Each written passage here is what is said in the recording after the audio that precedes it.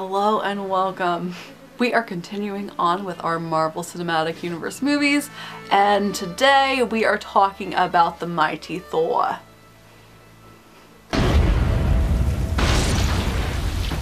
Thor was released back in 2011, once again by Paramount. It wasn't until we get to the Avengers that they switch over to Disney. Obviously, this is one of my all-time favorites. I am a Loki fangirl, and Tom Hiddleston is my #1 person, and I just love watching him on screen. Here we go. I'm just gonna go. Here we go. This is it. Don't get scared. Come on. He is amazing. Chris Hemsworth is amazing too. He's an awesome Thor, and he's a really great person for the part. But I obviously love Loki even more, and will always love Loki even more. It's just a fun character.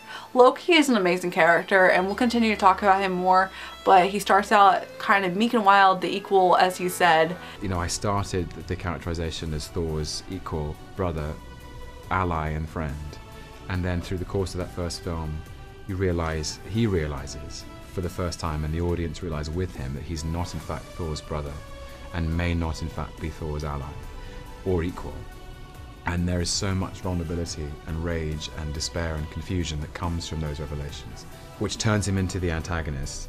And then on top of that, you've got all his charm and charisma and wit.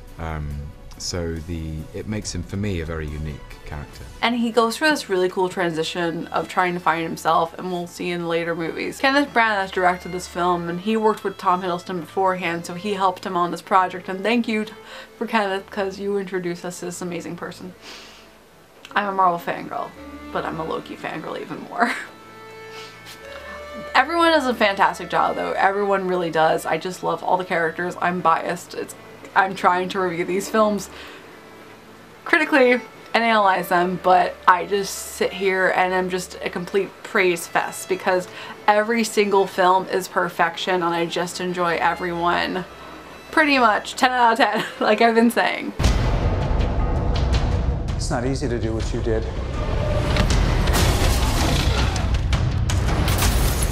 You made my men look like a bunch of minimum wage mall cops. That's hurtful. Would you like to tell me where you received your training? Afghanistan? Chechnya? Who are you? The cinematography in this film is amazing. It's one of my favorites. Their use of Dutch angles is fantastic, and it really sets the stage and makes it a lot more unique compared to what we have with Iron Man. And it just is such a wonderful, wonderful film to watch. I love the chemistry between Thor and even Natalie Portman's character Jane Foster, and Kat Dennings is also in this, and I love Kat Dennings as a person, so it's really cool that she was a part of this cast. There's so many amazing people. Alexander Skarsgård, Anthony Hopkins, Tom Hiddleston. Could go on, but this is my favorite. Thor is my favorite of these series because of the fact of Loki. But Loki and Thor work really well together, and I love the atmosphere of the Norse mythology and how they're able to use it and create a superhero film about it. Once, mankind accepted a simple truth, that they were not alone in this universe. Some worlds man believed to be home to their gods. Others they knew to fear. And the story is really fantastic. It's a classic story where Thor is just this arrogant god who thinks he's all great, but he has to go down and learn his lesson, gets sent to Earth, and has to become a better person and be a hero before he can get his powers back and be able to access the power of Mjolnir. Because I want to show this off as much as possible.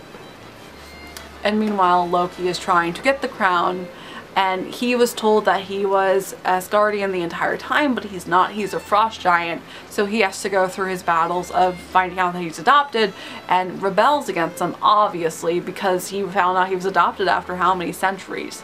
I don't know how old they are, but they're older people, and they've been around forever because they're like 15 centuries, 15,000 years or something. they're gods. They're pretty immortal. This is also where Hawkeye is introduced. He is also a minor Avenger, but still very important. And Jeremy Renner plays him, and it's really cool to see. Both Hawkeye and Black Widow are continuing to be very important, but they should have their own movies, but you can't have everyone have their own movie.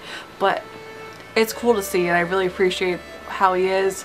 Again, Agent Coulson is back, and we also start to get Nick Fury in the end credits, and it's starting to come together. I also really admire the score in this film. It's just very peaceful. I really love the background music of it, and it fits really well, and I just love the aesthetic and the atmosphere of it. And even at the end credit, we have a Foo Fighters song, and it was really cool to see. It's something that you didn't really expect, but it works really well, and I really love that they picked that for our end credits scene for a score song. So this is one of my favorites. I'm gonna love it. It's amazing, and they do a fantastic job, and I'm biased. I'm going to be biased on everyone, but I'm just excited to keep watching these films again and being able to pick up on different things I haven't noticed before, and also being able to love Tom because he is one of my favorite people on earth ever. Tomorrow we're going to continue on with Captain America, the First Avenger, which is also another favorite, and I'm excited about that. So stay tuned, and as always, I hope you have a magical day, and I'll see you real soon.